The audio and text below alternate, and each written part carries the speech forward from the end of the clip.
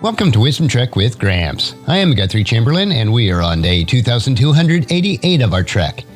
The purpose of Wisdom Trek is to create a legacy of wisdom, to seek out discernment and insights, and to boldly grow where few have chosen to grow before. In today's Wisdom Nugget, I'll guide you through the vast landscape of biblical wisdom. It's a joy to have you join me on this journey. Today, our exploration takes us into the profound insights of Proverbs chapter 21, verses 25 through 31. From the New Living Translation. As we dive into these verses, let's seek the timeless wisdom that can guide us in understanding the consequences of unchecked desires, the impact of God's sovereignty on human plans, and the importance of preparation and reliance on God in our pursuits.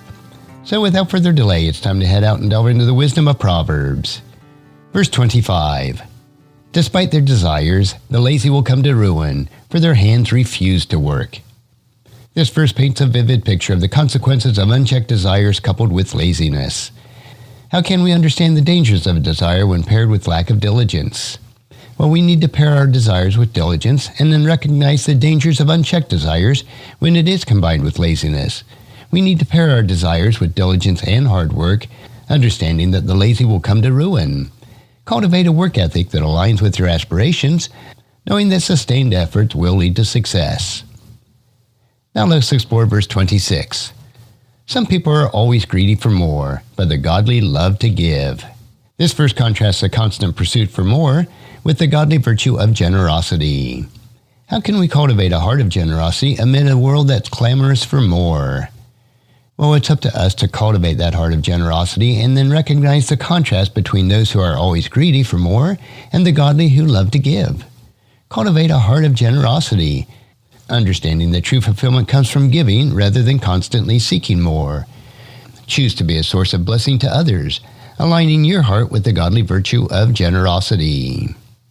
Now verse 27 continues with the reflection on the consequences of neglecting the cries of the poor. The sacrifice of an evil person is detestable, especially when it's offered with the wrong motives. This verse underscores the detestable nature of sacrifices offered by those with evil motives. How can we ensure that our acts of worship and service are offered with pure motives? We need to offer worship with pure motives and recognize the importance of pure motives as your acts of worship and service. Understand that the sacrifice of an evil person is detestable, especially when it's offered with wrong motives. Examine your heart and intentions, seeking to offer worship and service with sincerity and a genuine desire to please God. Now let's turn our attention to verse 28. A false witness will be cut off, but a credible witness will be allowed to speak. This verse contrasts the fate of a false witness with the credibility afforded to a truthful one. How can we cultivate a reputation of credibility and truthfulness in our words? It takes work, but we need to cultivate credibility and truthfulness by recognizing the consequences of being a false witness and the value placed on a credible witness. Cultivate a reputation of credibility and trustworthiness in your words and actions. Choose to speak the truth, knowing that a credible witness will be allowed to speak, and that integrity builds that foundation of trust. Now verse 29 speaks of the consequences of the wicked. The wicked bluff their way through, but the virtuous think before they act. This verse highlights the contrasting approaches of the wicked and the virtuous in their actions. How can we emulate the virtue of thinking before we act in our daily lives? We need to make it a practice to think before we act and recognize the contrasting approaches of the wicked who bluff their way through and the virtuous who think before they act. Cultivate the virtue of thoughtful consideration in your actions, seeking wisdom and discernment before making decisions. Choose to emulate the virtuous, knowing that thinking before you act is a hallmark of wise living. Now let's explore verse 30. No human wisdom or understanding or plan can stand against the Lord. This verse emphasizes the supremacy of God's wisdom and understanding over human plans. How can we align our plans with the sovereignty of God? Well, to do that, we need to align our plans with God's sovereignty by recognizing the supremacy of God's wisdom and understanding over our human plans. Align your plans with the Lord and submitting your aspiration to His sovereign will. Choose to acknowledge that no human wisdom or understanding can stand against the Lord and trust in His perfect plan for your life. Now, verse 31 concludes the reflection and preparation on reliance on God. The horse is prepared for the day of battle, but victory belongs to the Lord. This verse illustrates the importance of preparation while acknowledging that ultimate victory does belong to the Lord. How can we balance our effort in preparation with the reliance of God's ultimate success? We need to fix our mind and then prepare and rely on God by recognizing the importance of preparation in our endeavors, understanding that the horse is prepared for the day of battle.